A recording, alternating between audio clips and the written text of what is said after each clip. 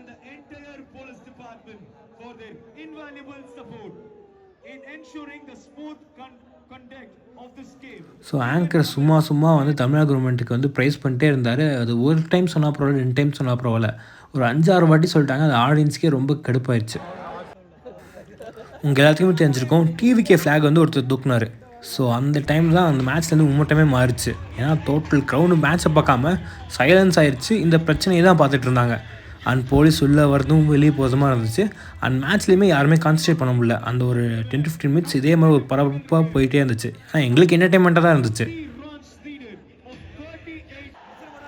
அதுவும் ஒரு மூமெண்ட்டில் வந்து டோட்டல் க்ரௌடுமே டிவிகேன்னு கத்த ஆரம்பிச்சிட்டாங்க.